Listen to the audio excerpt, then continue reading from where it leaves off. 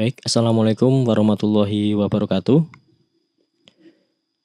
Pada kesempatan kali ini saya akan menyampaikan terkait dengan perancangan input pada mata kuliah Analisis Perancangan Sistem Informasi Teknik Industri Universitas Muhammadiyah, Surakarta. Jadi setelah pertemuan kemarin ya, kita sudah sampai di perancangan basis data. Nah, pada kesempatan kali ini saya akan menyampaikan terkait dengan perancangan interface. Dan khusus pada video ini, saya akan menyampaikan terkait dengan perancangan inputnya. Jadi pada video ini, kita akan membahas prinsip, teknik, dan pertimbangan terkait dengan merancang formulir input untuk pengguna dalam konteks sistem bisnis. Ya, termasuk pembuatan tampilan input yang menarik dan formulir yang sesuai untuk berbagai platform seperti web, smartphone, dan tablet.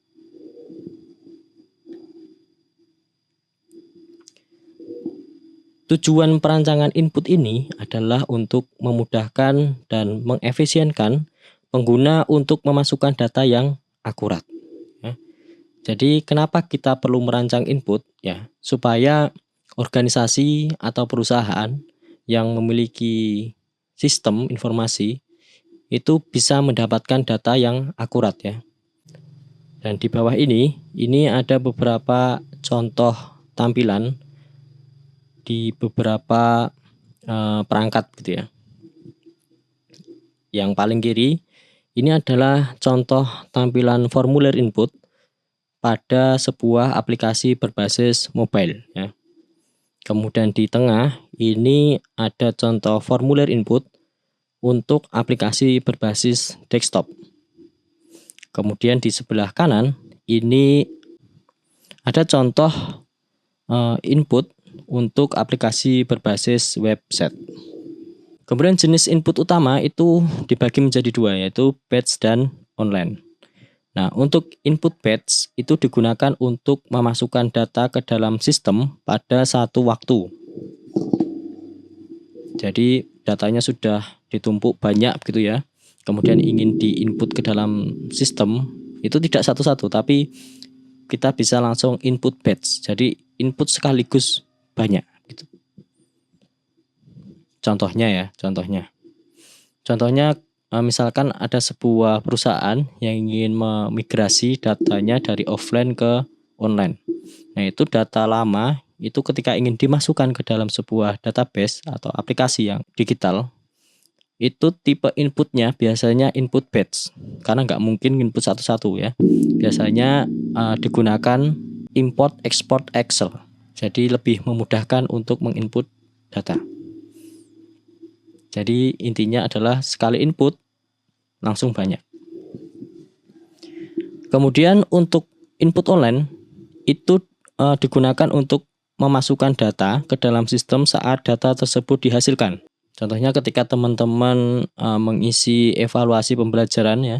Biasanya kan ketika mau ujian, teman-teman itu mengisi evaluasi pembelajaran. Nah, itu adalah salah satu contoh input tipe online. Karena pada saat itu juga data evaluasi itu dihasilkan ya. Jadi pada saat teman-teman ngisi, nah pada saat itu juga data tersebut dihasilkan dan disimpan ke dalam sebuah database. Atau contoh lain misalkan data transaksional. Misalkan ketika teman-teman beli atau belanja online, itu kan ya transaksinya pada saat itu juga datanya dihasilkan pada saat teman-teman transaksi. Itu adalah salah satu contoh untuk jenis input tipe online.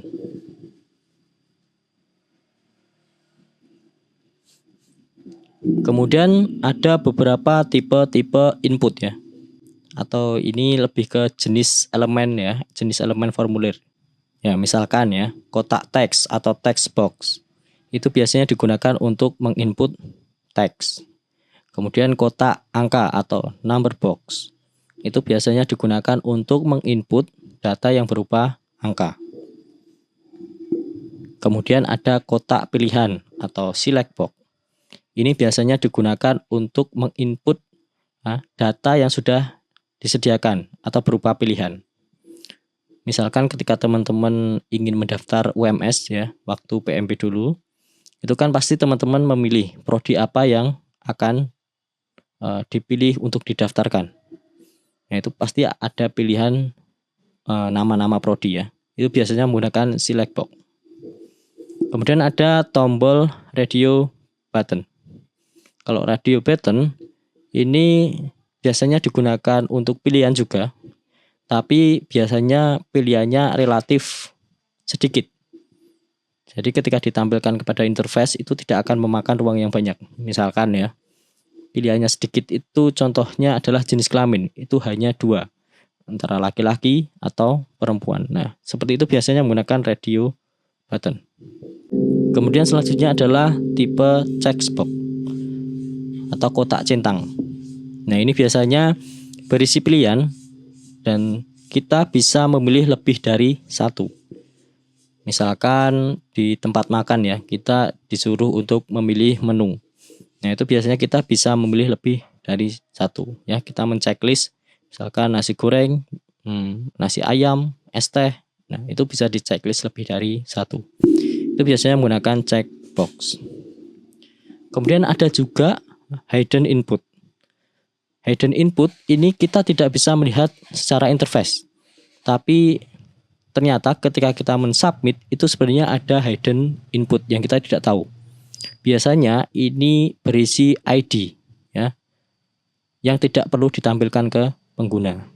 Tapi ketika kita mensubmit, data tersebut otomatis ikut terkirim dan lain sebagainya. Ini terdapat contoh tampilan input ya. Ini coba saya terangkan dulu. Ini adalah salah satu template ya, template website ya. Ini formatnya HTML. Ini kemarin saya beli seharga 700.000. Ini mereknya. Oke. Di sini saya akan menunjukkan beberapa jenis tipe input ya. Kalau yang atas ini semuanya tipenya text box ya. Hanya saja mungkin ada beberapa fitur ya yang dapat kita manfaatkan. Kalau yang default ini ya biasa ya, teks biasa. Kita dapat menginput teks di sini. Nah, di sini ada helper teksnya, mungkin bisa membantu pengguna untuk mengisi. Kemudian ada password. Nah, kalau password ini ketika kita ketik atau kita tuliskan, maka dia akan berupa dot-dot ya, atau titik-titik, atau biasanya bintang-bintang. Karena untuk menyembunyikan passwordnya supaya tidak terlihat. Kemudian ada disable input. Kalau ini kita tidak bisa mengisi ya. Biasanya digunakan untuk isian-isian yang tidak bisa dirubah. Kemudian ini ada predefined input. Jadi ini dari sistemnya sudah menyediakan nilai awal ya. Kita tinggal meneruskan atau bisa mengganti juga. Dan banyak lagi ya tipe-tipe untuk text box. Kemudian untuk tipe lain, nah ini ada tipe email. Jadi untuk tipe email ini kita harus menuliskan format email secara benar. Kalau tidak benar dia sudah ada validasinya ya. Nanti ketika kita submit akan ada notifikasi bahwa yang diinputkan itu bukan email. Jadi harus formatnya sesuai dengan email. Kemudian URL. Ya, kalau URL ini formatnya harus kita tulis seperti URL. Jadi ada http atau https:// alamatnya apa. Kemudian ini untuk tipe numbers. Jadi bisa kita naikkan ke atas atau ke bawah ya. Dan tidak bisa ditulis huruf atau diinput huruf. Kemudian ada tipe datetime. Jadi kalau datetime ini kita bisa memilih tanggal berapa dan jam berapa. Kemudian ada input untuk tanggal saja. Jadi kalau ini kita klik, muncul pilihan tanggal. Tidak ada jamnya. Kemudian ada input tipe time saja atau waktu saja. Ketika ini kita klik, nah kita hanya bisa memilih jam berapa ya, tanpa tanggal. Kemudian ada input tipe week ya. Ini kita bisa memilih minggu ke berapa. Kemudian ada tipe bulan. Ini kita bisa memilih bulan berapa, bulan apa, dan tahun berapa. Bahkan ada input tipe untuk warna ya, color. Ini kita bisa memilih warnanya. Biasanya nanti yang di submit itu adalah kode warnanya ya, RGB-nya ini. Dan banyak lagi. Ini ada range juga, range berapa sampai berapa. Ada text area, ya bedanya dengan text box. Kalau text box ini tadi biasanya digunakan untuk isian singkat. Kalau text area ini digunakan untuk teks yang sifatnya panjang-panjang. Nah, kemudian ini ada checkbox. Kita bisa memilih lebih dari satu. Kemudian ada radio button. Ini kita bisa memilih satu saja.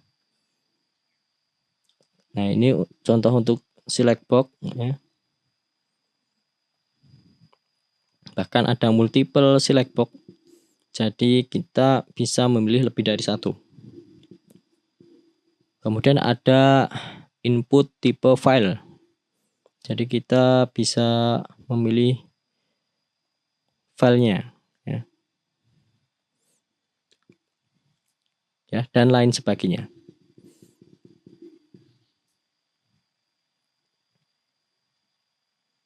Itu tadi untuk tipe-tipe input atau jenis elemen formulir pada input. Kemudian ada validasi input. Jadi untuk memastikan bahwa data yang diinputkan oleh user atau pengguna itu sesuai dengan harapan perusahaan, maka perlu adanya validasi input. Jadi validasi input ini ada beberapa macamnya ya. Yang pertama adalah completeness check. Jadi untuk completeness check ini digunakan untuk mengecek ya, apakah semua elemen atau semua field yang ada di tampilan user itu sudah terisi semua. Atau biasanya ada yang ditandai bintang, ada yang tidak.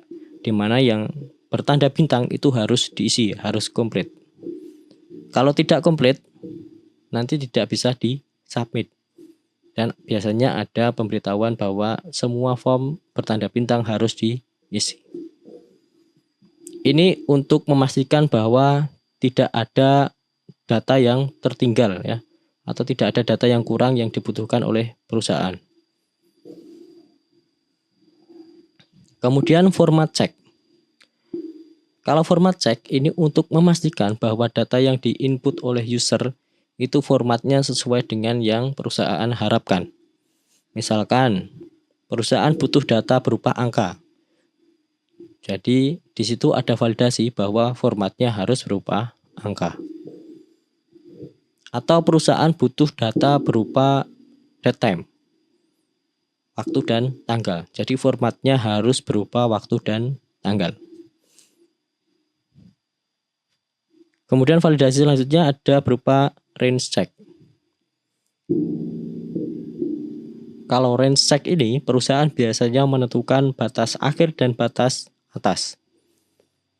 Mohon maaf, batas bawah dan batas atas. Ya, ini untuk memastikan supaya data yang diinputkan pengguna itu sesuai dengan kriteria yang ditentukan. Kemudian selanjutnya ada check digit check. Di mana check digit check ini biasanya digunakan untuk memastikan jumlah digit sesuai yang diharapkan. Misalkan NIM. NIM itu ada 10 digit. Kalau 11 digit berarti ada yang typo. Atau 9 digit berarti ada yang kurang. Atau misalkan NIK. NIK itu pasti jumlahnya 16. Jadi kalau misalkan ada yang menginput dan jumlahnya tidak 16, itu dapat dipastikan ada kesalahan. Kemudian selanjutnya adalah konsistensi cek.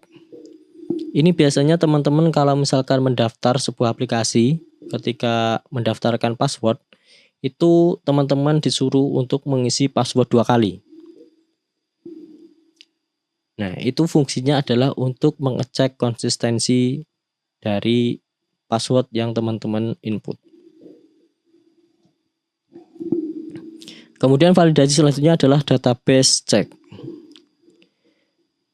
Ini juga biasanya teman-teman ketika registrasi di sebuah aplikasi, ketika teman-teman menuliskan email yang sama atau username sama, itu biasanya ada validasi database. Jadi dia ngecek ke database apakah sudah ada username atau email sesuai yang diinputkan oleh si pengguna. Kalau sudah maka tidak bisa ya. Kalau belum maka disimpan. Nah, itu adalah pengecekan di database. Kemudian ada beberapa konsep perancangan formulir yang baik ya. Yang pertama adalah buat formulir supaya mudah diisi. Ini ada 2, yaitu form flow dan section of form. Di mana form flow ini maksudnya adalah ketika kita menyusun formulir itu harus mengalir ya, harus urut. Jadi dari kiri ke kanan atau dari atas ke bawah. Jadi jangan sampai user itu mengisi itu lompat-lompat. Jadi dari paling atas harus ngisi yang paling bawah dulu, kemudian naik ke atas lagi ya. Jangan seperti itu. Itu akan mempersulit user ketika mengisi formulir. Jadi harus dibuat urut ya. Misalkan nama, setelah nama ya biasanya tanggal lahir. Kemudian jenis kelamin. Ya. Tidak nama, kemudian setelah nama ditanya kode pos. Kemudian setelah kode pos baru ditanya jenis kelamin. Setelah jenis kelamin baru ditanya alamat. Nah, itu tidak urut ya, tidak runtut. Ya kalau bisa yang runtut. Supaya user itu ketika mengisi setelah nama itu biasanya jenis kelamin atau tanggal lahir. Kemudian ketika menuliskan alamat, setelah alamat biasanya menuliskan kota, kabupaten, kecamatan, setelah kecamatan baru desa. Nah itu. Jadi harus urut. Kemudian selanjutnya ada section of form. Kalau section of a form itu adalah pengelompokan informasi secara logis. Contohnya adalah di gambar sebelah kanan ini ya. Jadi formulir ini sudah dikelompokkan menjadi 3 bagian, yaitu personal information, kemudian account information, kemudian contact information. Ya, jadi ketika dikelompokkan seperti ini, pengguna akan lebih mudah untuk mengisinya. Kemudian pastikan bahwa formulir memenuhi tujuan desainnya. Kalau desainnya untuk input batch ya, untuk input banyak sekaligus, ya jangan menggunakan form seperti ini. Ya, nanti akan membuat capek penggunanya ya. Jadi gunakan input Excel, biasanya import export Excel. Itu akan lebih memudahkan ketika input batch atau input banyak sekaligus. Kalau misalkan hanya untuk input transaksi ya, itu biasanya menggunakan formulir seperti ini ya, yang digambar ini. Jadi harus didesain sesuai dengan tujuan desainnya. Kemudian rancang formulir untuk memastikan penyelesaian yang akurat. Tadi ya. Jadi ketika kita merancang formulir ya harus ditentukan jenis datanya apa. Dan tipe elemen formulirnya harus ditentukan dengan kebutuhan data perusahaan. Ya misalkan tanggal ya harus date, tanggal dan waktu date time, teks ya teks, number ya number, gitu. Jadi harus sesuai. Kemudian bentuk yang menarik ya. Bentuk yang menarik ini akan mendukung dan akan lebih membuat pengguna mudah untuk mengisi juga ya. Dengan tampilan yang menarik, itu nanti pengguna akan merasa tertuntun gitu ya ketika mengisi ya. Pernah kan ketika teman-teman ngisi sebuah formulir gitu, ketika hanya melihat sekilas itu sudah paham. Tapi ada beberapa ketika teman-teman mau mengisi formulir itu nggak paham. Ini punya diisi apa, kemudian setelah ngisi ini seperti apa gitu. Nah, itu ada juga yang seperti itu. Nah, itulah pentingnya bentuk yang menarik atau desain yang menarik. Baik, selanjutnya kita akan coba membuat sebuah formulir input dengan HTML dan juga Bootstrap. Saya yakin teman-teman sudah pernah belajar HTML dan CSS ya, waktu praktikum pemrograman komputer. Jadi Bootstrap ini adalah salah satu framework dari CSS. Jadi kalau teman-teman dulu waktu belajar CSS itu kan stylenya nulis manual ya, satu persatu. Nah, dengan Bootstrap ini teman-teman nanti tinggal panggil kelasnya, jadi tidak perlu menulis style satu persatu. Oke, nanti kita coba akan lihat ya, seperti apa.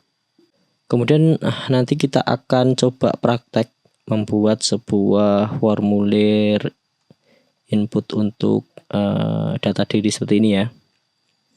Ada nama, kemudian tempat lahir, tanggal lahir, jenis kelamin, kemudian tentang account information dan contact information.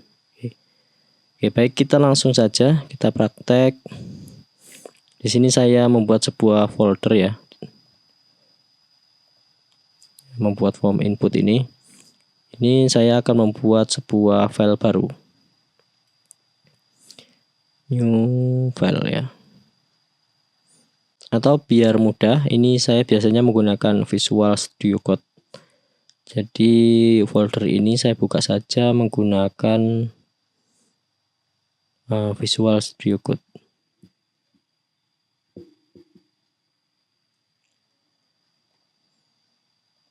Oke, ini masih kosong ya. Ini saya buat file baru. Namanya form input, form registrasi .html. Ya, jangan lupa formatnya .html.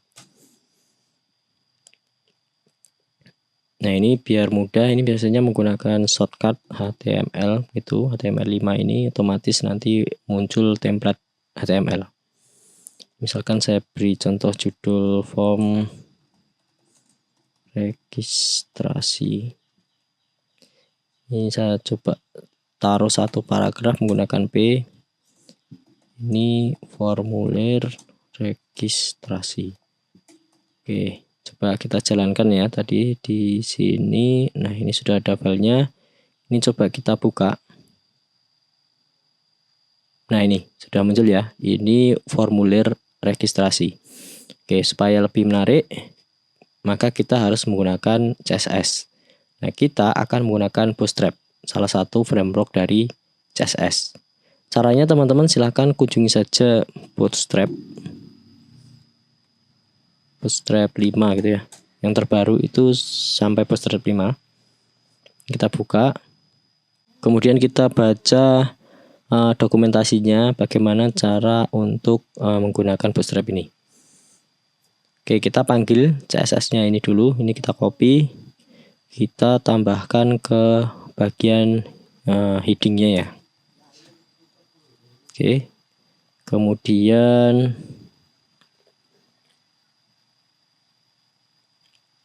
ini JavaScript-nya ya. Ini kita copy, ini kita taruh di bawah. Di dalam body ya. Taruh di sini.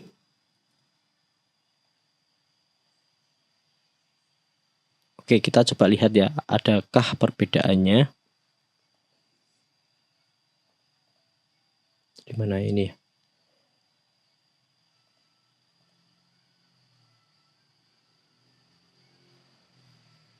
Nah, kalau kita lihat ini fontnya sudah berubah ya teman-teman ya. Ini fontnya sudah berubah. Oke, ini kita gunakan kontainer saja supaya marginnya itu rapi. Jadi ada namanya kelas container ya. Div class container. Ya, kontainer ini supaya dia berfungsi di tablet gitu. Karena tablet itu layarnya medium, ini saya tambahkan MD gitu. Kemudian ini saya beri judul pakai H3 ya. Heading 3 kita beri nama formulir registrasi. Oke, kita coba lihat. Refresh. Nah, kita lihat ya, ini tidak di pojok kiri atau mepet layar sebelah kiri, tapi dia ada marginnya karena kita tadi tambahkan kontainer.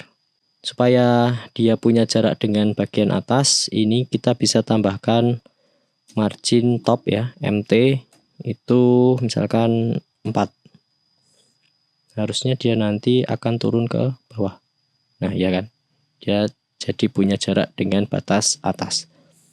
Oke, selanjutnya ini biar rapi, saya tambahkan HR gitu ya, garis. Ini nanti munculnya jadi seperti ini. Ya, ada garis. Kemudian kita akan membuat sub heading atau subjudul ya, seperti PPT tadi, di contohnya tadi yaitu terkait dengan personal information. Ini saya taruh di bawahnya. Ini saya buat row gini supaya membuat sebuah baris row, kemudian call 12. Ini maksudnya jadi call di dalam layar itu ada totalnya 12. Jadi satu layar penuh ini dihitung 12. Jadi kalau misalkan kita tulis call 6, ya nanti hanya digunakan setengah layar. Tapi kalau kita tulis 12, maka satu layar penuh akan digunakan baris itu. Oke, contoh saja ya, misalkan kita pakai call 12. Kita akan menulis heading 5 ya. Personal information.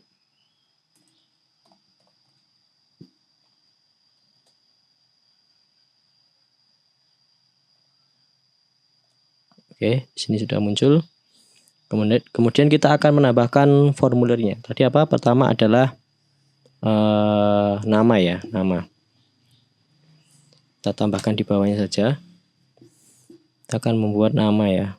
Nah, untuk membuat formulir, ini kita baca dokumentasi Bootstrap-nya dulu ya. Kita kembali ke dokumentasi. Kita lihat di form ya. Dan form control.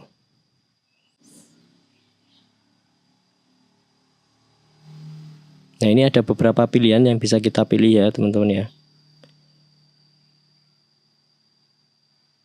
Kita akan menggunakan teks ya, text box.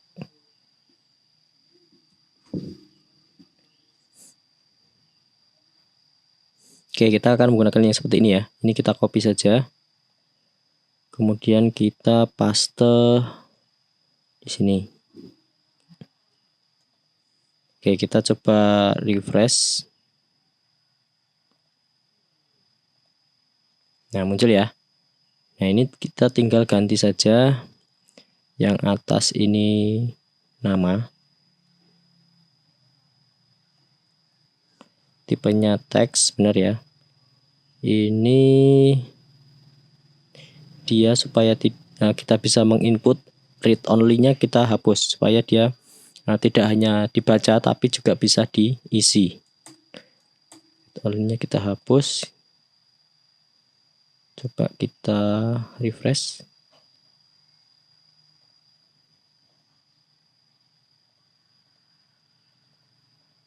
Oke.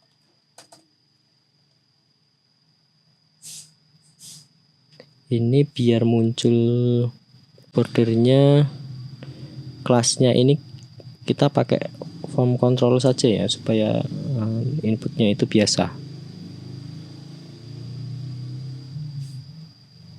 Nah, ini ya. Oke, misalkan nama Purwo Setiawan. Ini sudah bisa. Ini value-nya kita kosongkan saja supaya default-nya itu kosong.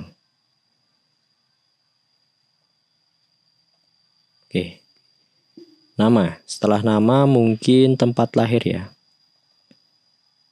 Ini kita copy saja. Kita ganti tempat lahir. Ini tipenya teks. ID-nya kita ganti tempat lahir.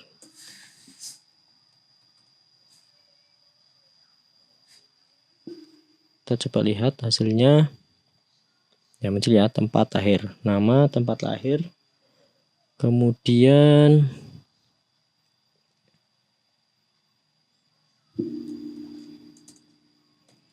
tanggal lahir ya, tanggal lahir. Kira-kira apa? Kalau tanggal lahir kita akan menggunakan tipe date ya, karena hanya tanggal saja. Tapi kalau misalkan teman-teman mau menggunakan date time ya, berarti ya harus yang ngisi harus tahu jam berapa dia lahir ya. Tapi biasanya menggunakan tanggal. Ini kita ganti ID-nya tanggal lahir. Tanggal lahir ya, tanggal lahir.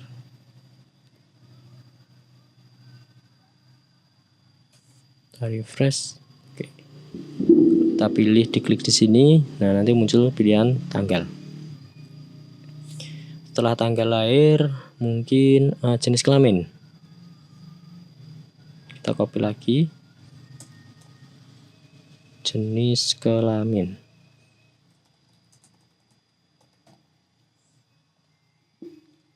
Nah, jenis kelamin ini biasanya kita menggunakan radio button.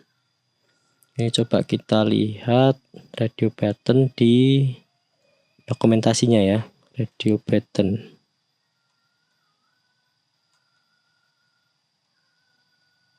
Nih, text and radio. Nah, ini ya. Ini kita copy saja salah satu.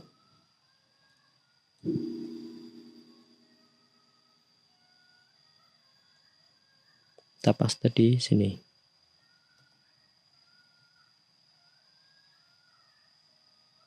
Misalkan ini laki labelnya. Kita coba cek ya. Jacketnya ini kita hilangkan saja supaya defaultnya itu tidak ada yang terpilih. Kita coba cek, tadi kita refresh. Oke, sudah muncul lagi-lagi. Kita tambahkan untuk yang perempuan.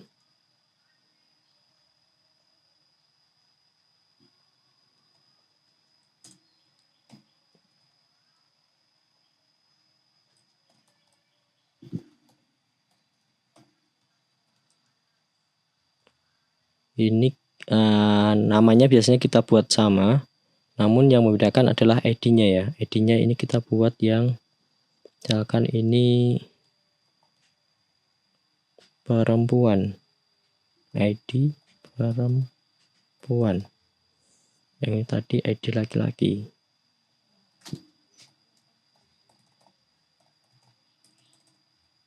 Di laki gitu aja. Oke, kita coba cek tampilannya seperti apa. Oke, muncul ya. Kita bisa pilih laki-laki atau perempuan. Oke, untuk personal information sepertinya hanya ini. Kemudian kita akan menambahkan untuk account information. Tambah account information. Kita tambahkan di sini ya. Account information. Account information itu isinya hanya email dan password. Ini passwordnya sudah ada. Kita tambahkan email. Ini kita ganti namanya input email. Mohon maaf, ID-nya kita ganti input email. Kemudian ini tipenya jangan password ya, karena ini untuk input email. Jadi ini tipenya kita coba rubah jadi email. Oke, kita cek ya tampilannya jadi seperti apa. Oke, ini email.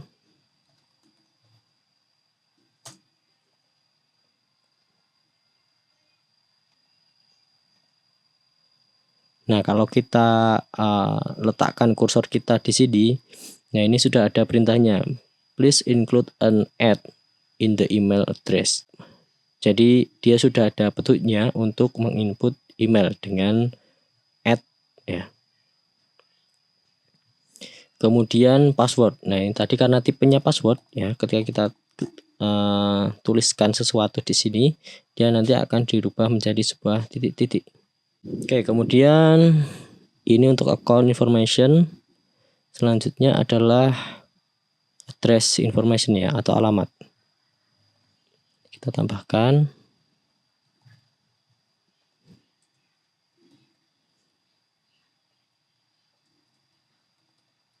Atau kontak ya, kontak information. Oke, kita butuh alamat ya. Alamat itu kita menggunakan teks saja. Kalau teks ini kita copy dari atas saja, yang ini kita copy, kita paste di bawahnya sini. Misalkan kita ganti alamat.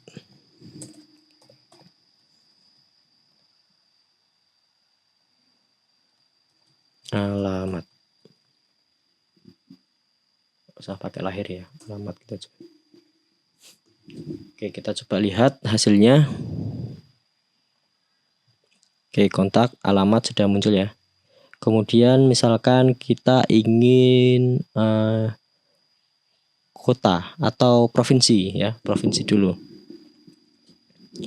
Provinsi. Kita copy saja.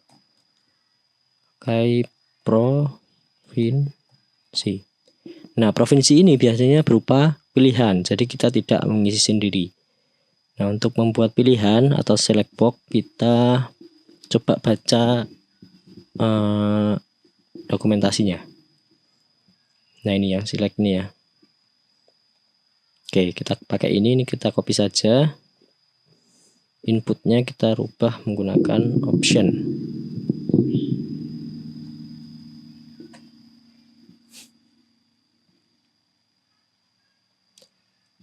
Ini kita rubah pilih provinsi.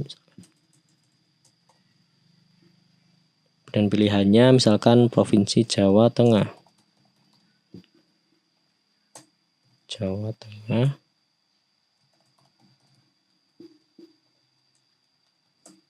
Jawa Timur.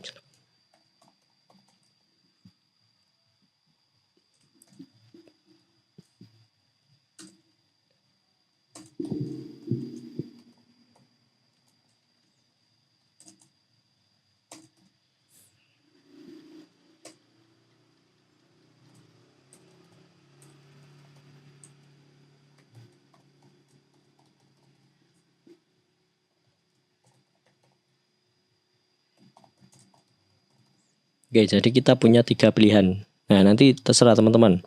Harusnya data seperti ini diambilnya dari database. Jadi kita punya tabel yang menyimpan nama-nama provinsi di Indonesia dan kita tarik, kita tampilkan di sini ya. Tapi ini untuk latihan kita coba isi manual terlebih dahulu. Jadi nanti silahkan teman-teman isi nama-nama provinsi di Indonesia seluruhnya gitu ya. Oke, kita coba lihat tampilannya seperti apa. Oke, muncul ya. Pilih provinsi. Nah, ini ada pilihannya. Sesuai dengan option yang kita tentukan tadi ya. Tadi hanya 3, berarti di sini munculnya juga hanya 3. Nah, setelah provinsi itu ada pilihan biasanya kota atau kabupaten. Sama juga menggunakan select box. Oke, ini supaya tidak bingung teman-teman ganti alamat ini menjadi provinsi. Kemudian ID selectnya ini juga kita tambahkan ID-nya provinsi. Kemudian ini ada selanjutnya kabupaten ya. Kota atau kabupaten. Kota gitu aja. ID-nya kota, ini juga saya tambahkan di kota. Jadi kalau for itu pasangannya adalah ID. Pilih kota atau kabupaten. Ya, misalkan Wonogiri. Karanganyar, Sragen, Klaten, dan sebagainya ya.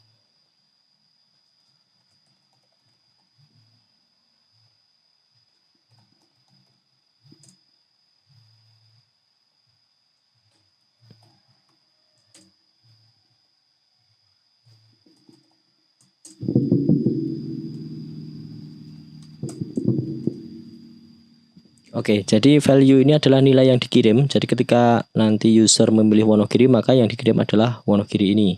Kalau misalkan kita tulis 1, nah nanti misalkan user itu ngeklik Wonogiri, nanti yang dikirim ya 1 gitu ya. Biasanya value itu diisi ID ya, bukan Wonogirinya tapi ID kota Wonogirinya, biasanya seperti itu. Ya tergantung kita menyimpan di database kita ID-nya apa, biasanya seperti itu. Tapi ini untuk latihan ya, sudah kita tulis Wonogiri saja ya. Oke, kita coba cek hasilnya. Nah, ini sudah muncul ya, kota atau kabupaten.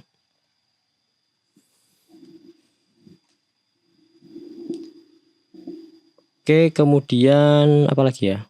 Oh iya, biasanya account information itu untuk mengecek konsistensi, maka ada istilah ulangi password ya. Ini kita tambahkan ulangi password.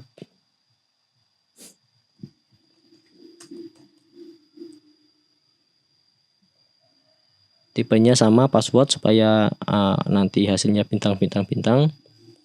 Nah, for-nya ini mungkin input retype ya. Retype password. Ya, supaya membedakan dengan yang atas tadi, yang password ini. Kita coba yang ini, jangan lupa ulangi password. Kita lihat hasilnya. Nah, muncul di sini ya. Oke. Apalagi? Email ya, email sudah. Nomor telepon ya. Nomor telepon.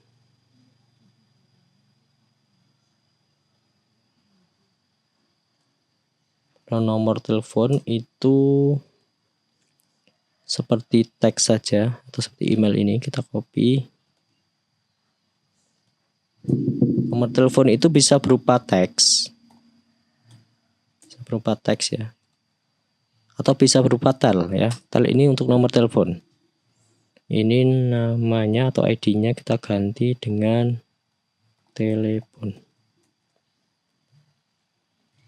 Telepon.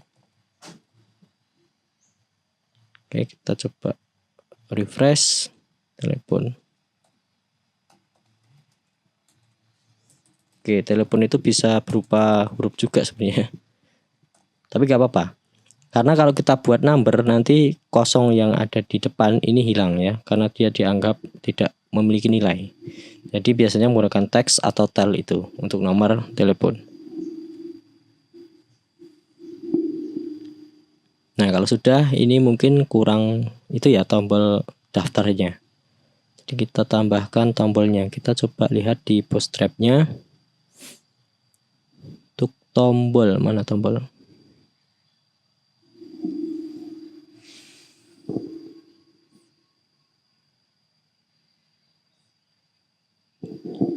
Kita menggunakan button ya. Nah, ini ada macam-macam button. Coba kita button group itu seperti apa. Oke, kita menggunakan yang button saja ya. Jadi ada primary, ada secondary. Tambahkan buttonnya di paling bawah. Setelah nomor telepon ya. Ini coba kita tambahkan HR. Kemudian kita taruh tombolnya di sini ya. Ada 2 tombol. Yang pertama untuk submit misalkan. Kemudian yang kedua untuk batal. Coba kita lihat hasilnya.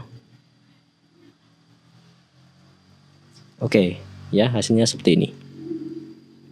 Nah, nanti silahkan teman-teman sesuai dengan studi kasus ya kelompok teman-teman, buatlah formulir yang dibutuhkan. Ya, misalkan ada registrasi, berarti teman-teman juga membuat formulir registrasi seperti ini. Atau kemudian misalkan ada data penjualan, ya, berarti teman-teman buatlah formulir untuk menginput data penjualan.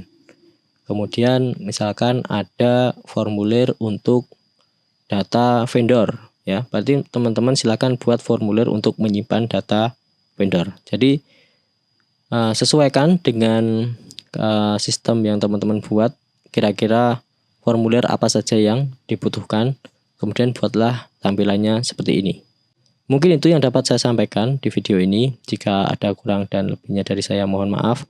Akhirul kalam, wassalamualaikum warahmatullahi wabarakatuh.